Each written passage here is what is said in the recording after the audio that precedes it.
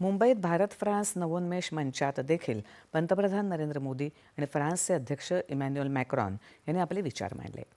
या कार्यक्रमात दोन्ही देशांमधले संशोधक, धोरणकर्ते, उद्योजक आणि स्टार्टअप प्रतिनिधी सहभागी झाले होते। संयुक्त प्रकल्पांसाठी पथदर्शी आराखडा तयार करणं हे या मंचाचं उद्दिष्ट आहे।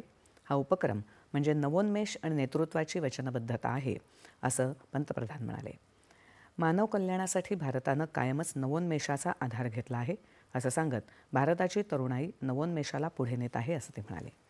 नवोन्मेष आणि उद्योजकतेला दिलेल्या प्रोत्साहनामुळे दशकभरात भारतात जगातली तिसरी सर्वात मोठी स्टार्टअप व्यवस्था उभी राहिली आहे, याकडे पंतप्रधानांनी लक्ष वेधलं। भारत अपनी हजारों वर्षों की यात्रा में मैथ्स, मेडिसिन, मेटलर्जी और आर्किटेक्चर जैसे अनेक क्षेत्रों में मानव कल्याण के लिए इनोवेट करता रहा है और अब 21वीं सदी में भी भारत के युवा इनोवेट फॉर ग्लोबल गुड की उस यात्रा पर तेजी से आगे बढ़ रहे हैं।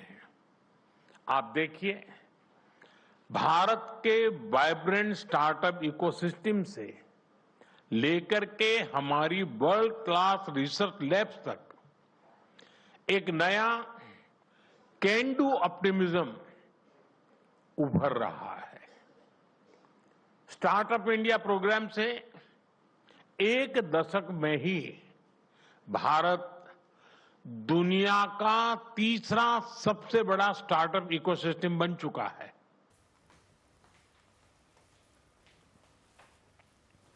विकसित भारताच्या प्रवासात नवोन्मेषाचं इंजिन गरजेचं आहे।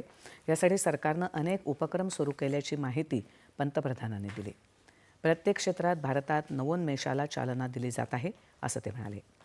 नवोन्मेष शिक्षण आणि प्रशिक्षणात गुंतवणूक करण्यावर अवलंबून असतं, असं सांगत मॅक्रॉन यांनी प्रगतीसाठी नवोन्मेषाचं महत्त्व यावेळी अधोरेखित केलं।